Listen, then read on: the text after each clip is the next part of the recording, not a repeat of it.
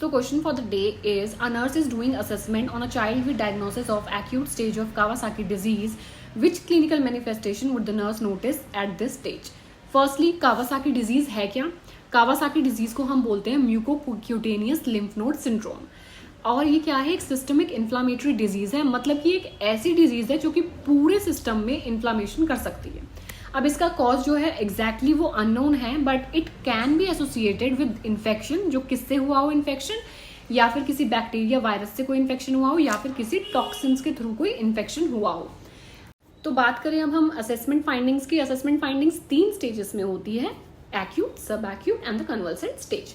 Acute में अगर बच्चा है एक्यूट स्टेज में, तो उसको क्या सिम्टम्स होंगे? उसको फीवर हो सकता है, कंजक्टाइवल हाइपरमिया हो सकता है, म्यूकोसाइटिस हो सकता है, inflammation of the mucous membrane, lips cracked होंगे, और जो एक स्पेसिफिक साइन है जो सिर्फ इस डिजीज में होता है वो है स्ट्रॉबेरी टंग। स्ट्रॉबेरी टंग होगी, अर्थराइटिस हो सकता है, जॉइंट पेन हो सकता है, एक्सट्रीमिटीज का changes like hands and feets में स्वेलिंग हो सकती है, कार्डियक चेंजेस हो सकते हैं like tachycardia, and gallop sound आ सकता है, S3 साउंड जो होता है गैलोप साउंड वो आ सकता है।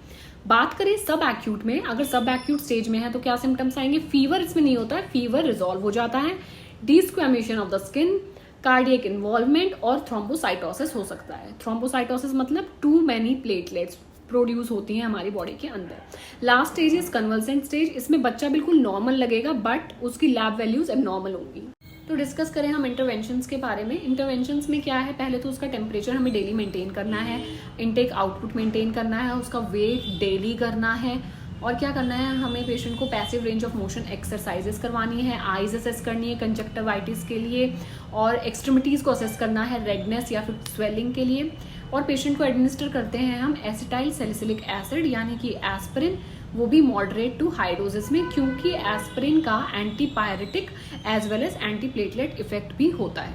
लास्टली हम एडमिनिस्टर करते हैं पेशेंट के अंदर इम्यूनोग्लोबुलिन, जो कि हम IV देते हैं। तो जो भी हम ब्लड, ये एक ब्लड प्रोडक्ट है, तो जो हम प्रिकॉशंस ब्लड देते वक्त लेते हैं वो सारे प्रिकॉशंस हमको लेने होंगे। अब इसमें एक चीज़ और इम्पॉर्टेंट है कि पेरेंट एजुकेशन बहुत इंपॉर्टेंट, क्योंकि बच्चा घर जाएगा तो पेरेंट्स ही उसको देखेंगे। तो इसमें जब दवाइयाँ चल रही हैं तो हमें पेशेंट के पेरेंट को बताना है किसके बारे में? एस्पिरिन टॉक्सिसिटी के बारे में। क्या साइन हो सकते हैं उसके? साइन हो सकते हैं हेडेक, टाइनिटस एंड वर्टाइगो। हमें बताना है ब्लीडिंग के साइंस के बारे में, कि अगर ब्लीडिंग है तो हेमेटोमिसिस हो सकता है, मेलेना हो सकता है, और क्या होगा? पेशेंट को कफिंग हो सकती है बहुत ज़्यादा, अगर ब्लीडिंग साइन है एपिक्स्टैसिस हो सकता है।